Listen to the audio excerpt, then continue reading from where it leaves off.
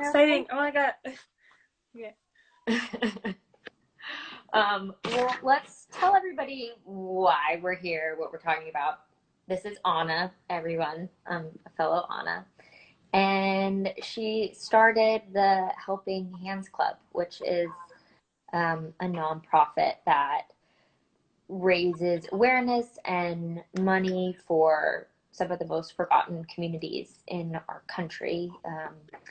Kids who with families who are whose parents are incarcerated, elderly people, and the homeless. So you guys have been doing a ton of amazing stuff during quarantine, and I'm so impressed. You're only 15, and you're like have such a big heart. Yeah. Thank you. Can you tell me a little bit about Helping Hands Club and how you started it, how it came to be?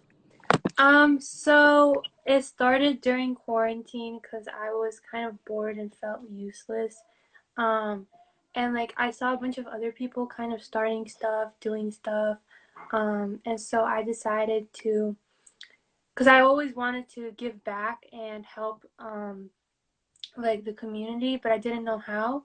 So I decided that quarantine was the perfect time to do so. And I started the Helping Hands Club online, and we sent cards to nursing homes. And it grew over the summer a lot. We have like 100 members now. That's amazing. So it's all young people, right? It's all your peers in high school. Yeah, it's all like high school students across Maryland, from Sherwood. Shout out to Sherwood. That's the school that I go to. And from a bunch of other states as well. That's fantastic. And you guys sent over 1,000 cards to people in nursing homes, right? Yeah, Just like from encouragement. from like March till end of August, we were sending cards. That's awesome. And then now you guys have raised already so much money, $5,000, right? Yeah, And you 6,000. So 6,000 now. That's yeah, awesome. So can you tell everybody a little bit about the fundraiser that you're doing for Angel Tree and what I don't know if people know what Angel Tree is. I remember I did it when, or I remember seeing it in my church, in my school when I was younger. But can you tell people a little bit what Angel Tree does um, and how it helps families, especially with families with incarcerated parents? yeah. So Angel Tree is a program part of Prison Fellowship, and Prison Fellowship is a charity that helps incarcerated people and their families kind of like get a new start in their life, or kind of just survive prison. And Angel Tree specifically focuses on providing like a community of support and love for children of incarcerated parents. And we're raising money specifically for them to get Christmas gifts from their children, or not from their children, from their parents in prison. Um, and it's about $25 per gift. But I know that Angel Tree also, back when COVID wasn't a thing, it would make like summer camps and sports clinics, and basically provide a community for these kids to kind of meet other kids who are going through the same stuff that they're going through, and just feel loved. That's awesome. And I know that Angel Tree and Prison Fellowship also provide a lot of like gift cards and gas cards and um, grocery cards, and they basically are just there to support the families and help them continue to have a relationship even while the parent is in prison. And I think I'm so impressed by you and this organization, and I think it's really important, especially now, to recognize that COVID has disproportionately affected communities in prison and their families and people of color and Black people, and that this is a time to really reach out to those communities and help them. And I think it's so cool that you can, with $25, you can buy a kid a Christmas present and help them continue to foster a relationship and celebrate family, even in a really tough time. Yeah, I know that the Angel Tree program sent out like gift cards to families specifically to help during like COVID, because a lot of people have been laid off, and when you have a parent in prison, like that's one person that you can't really rely on for to get food, to get stuff like that. And a lot of these kids, they live with their grandparents, or they're like single mom, single dad, and or they're in the foster system, which is like kind of bad because they don't get like as much support as they need.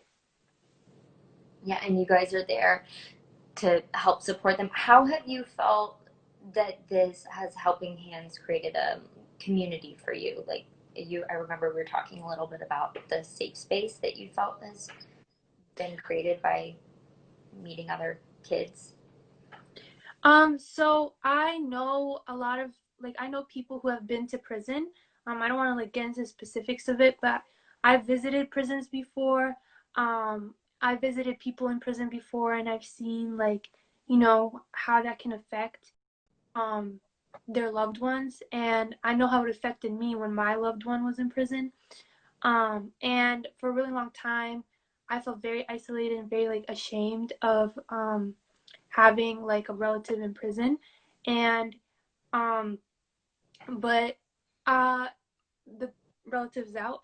And so I feel a lot more comfortable talking about my experience with people because I know that like there's so much shame and stigma surrounding having a parent or a brother or sister in prison. People don't really talk about it. And when I talked about my experience with my members at Helping Hands, and just talked about it on social media, a lot of people reached out to me and told me about their story, about how like they had a parent in prison, or they had like a relative in prison. And so like I think that was what created the community.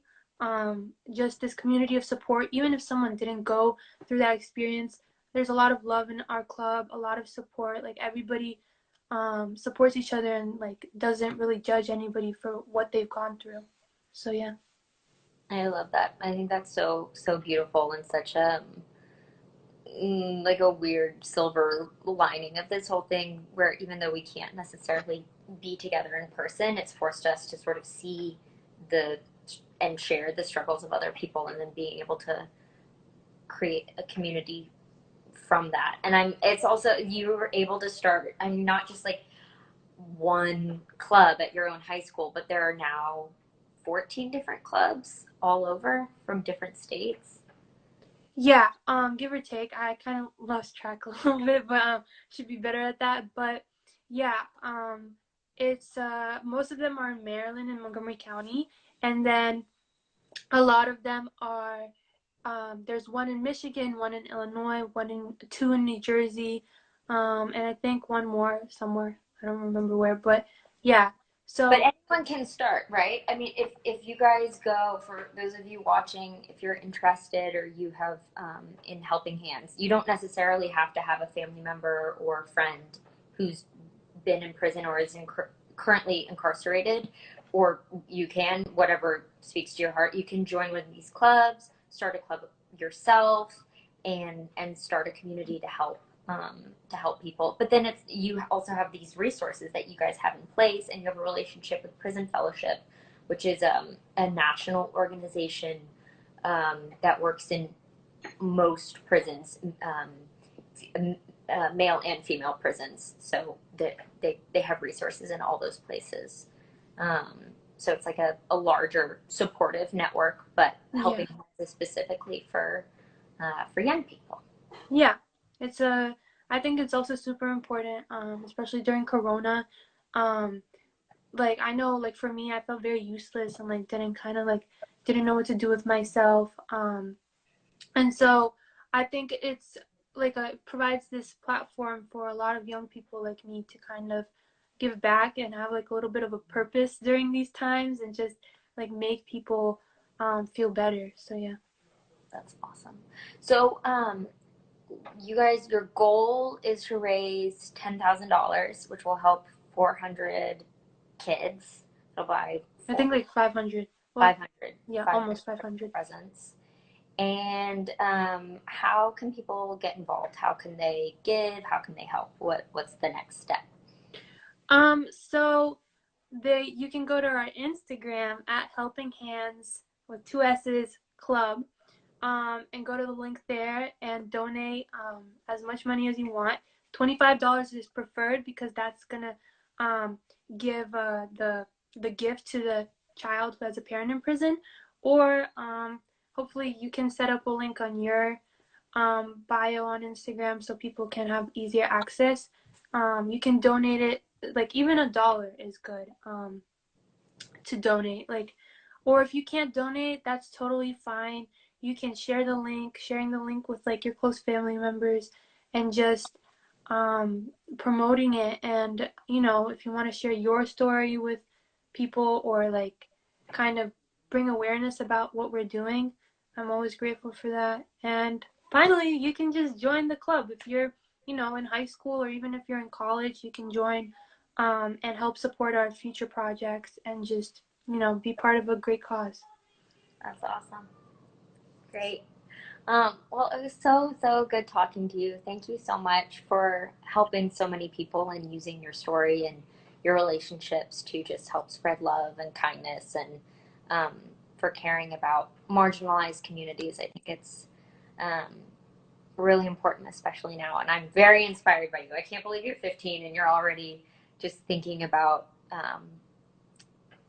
helping so many other people and getting people involved in such a genuine way. So, No problem. yeah, Thank you. I hope everyone watching can check out the Helping Hands Instagram site and get involved, either donate, or if you want to start your own Helping Hands community, definitely do that. There are a lot of people that need help right now, and um, I also think everyone is in need right now, but being able to, just like you were saying, Anna, I think being able to do something and not feel sort of hopeless or helpless or isolated, um, and seeing so many issues and just wanting to be able to do something. There's so Mm, many people that I think feel the exact same way. And when we're doing it together, we're a lot stronger. Um, yeah. Um. Oh, you just froze up for a little, but yes, I agree. And I also think like using, like thank you for using your platform to like promote this. And I think I was lucky enough to kind of have like a middle class family and someone who could support me. And I'm also white, so I'm like a smaller statistic when it comes to having someone in prison. And I think it's important to also shine light on black children and people of color, and how incarceration impacts them. yeah, So I really hope to use this fundraiser to just, destigmatize the entire issue, and just, help these kids. yeah. I think what you're speaking about is really important. There are 2.2 million people incarcerated in 2.7, 2.2 2.7 kids, kids, 2.2 million uh, people incarcerated, and 2.7 children who have an incarcerated parent. which is the highest in the world, and black people and people of color are, that's a much higher rate um, than white people, and Yes. so making sure that those communities have a lot of attention on them and support is really um, super important. Yeah, Yeah. cool. Well, thank you so much. I hope you guys can check out their site and donate or get involved in some way. Thank you. All right, Bye. thanks. Have a great day. Have a Happy great Friday. day.